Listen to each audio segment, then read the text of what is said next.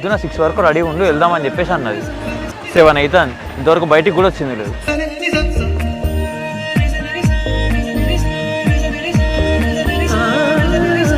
ఇన్ని రోజులు జానకిని చూస్తే పెద్ద ఏర్పడలే కానీ ఈరోజు హాఫ్ సారీలో సూపర్ ఉన్నది కదా.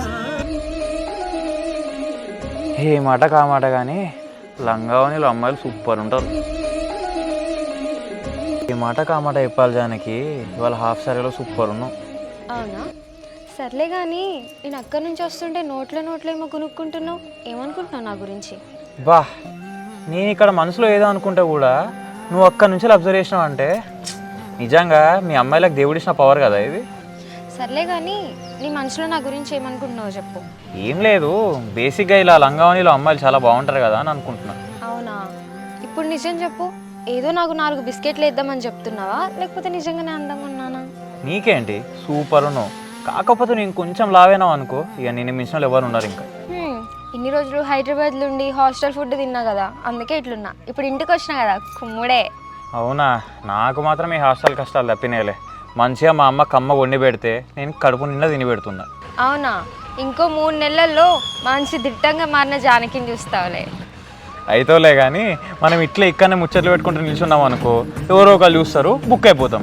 పదా టెంపుల్కి వెళ్దాం. అమ్మాయి నుండి నేనే భయపడతలేను, నువ్వెందుకు భయపడుతున్నావు? సరేది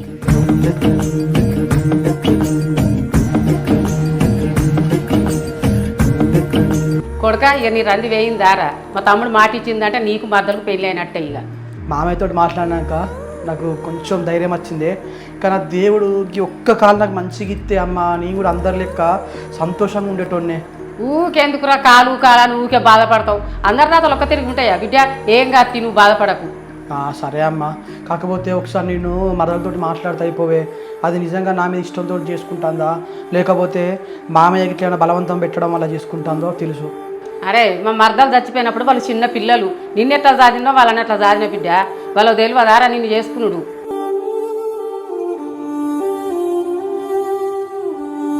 దేవుడా నీ బాంచను, నా కొడుకున్న నా కోడలకు మంచిగా పెళ్లి కావాలి, వాళ్ళు మంచి గూడు ఉండాలి తండ్రి, నీ బాంచను.